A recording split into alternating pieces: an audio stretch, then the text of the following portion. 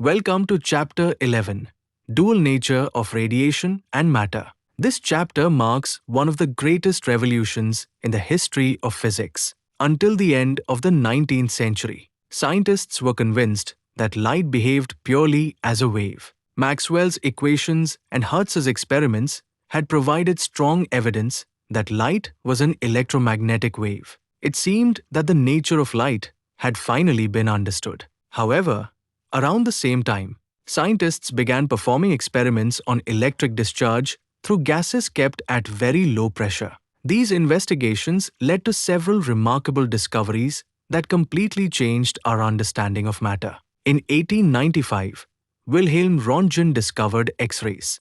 Just 2 years later, in 1897, J.J. Thomson discovered the electron. These discoveries opened the door to understanding the internal structure of atoms. Scientists observed that when a very low-pressure gas was placed inside a discharge tube and a high voltage was applied across two electrodes, a glowing patch appeared on the glass opposite the cathode. This glow was caused by mysterious rays traveling from the cathode. William Crookes suggested that these cathode rays were actually streams of fast-moving, negatively charged particles. Later, J.J. Thomson confirmed this idea experimentally by applying electric and magnetic fields. He measured the charge-to-mass ratio of these particles and found that it was always the same, regardless of the metal used or the gas inside the tube. This showed that these particles were universal.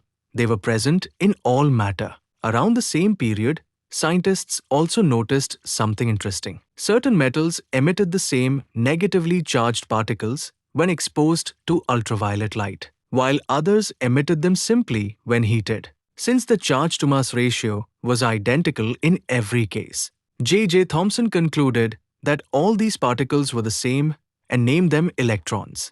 His discovery earned him the Nobel Prize in Physics in 1906. A few years later, in 1913, Robert Millikan performed his famous all-drop experiment. He measured the charge on the electron with great precision and demonstrated that electric charge exists only in discrete packets, a concept known as quantization. Combining this value with Thomson's charge-to-mass ratio allowed scientists to determine the mass of the electron. This brings us to the next important idea: electron emission.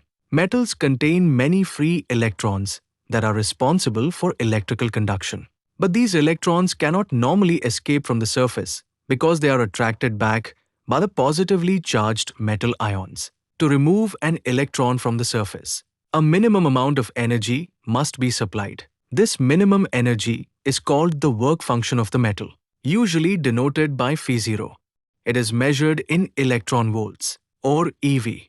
1 electron volt is the energy gained by an electron when it is accelerated through a potential difference of 1 volt. There are 3 main ways to supply this energy: thermionic emission, heating the metal so electrons gain enough thermal energy to escape; field emission, applying an extremely strong electric field that pulls electrons out of the metal; photoelectric emission, shining light of sufficiently high frequency on the metal surface, causing electrons to be emitted. These emitted electrons are called photoelectrons. That completes the first section of the chapter. In the next section, we'll begin the fascinating story of the photoelectric effect, starting with Hertz's accidental discovery and the experiments that eventually led Einstein to propose the revolutionary idea that light behaves like particles as well as waves. Thank you for listening.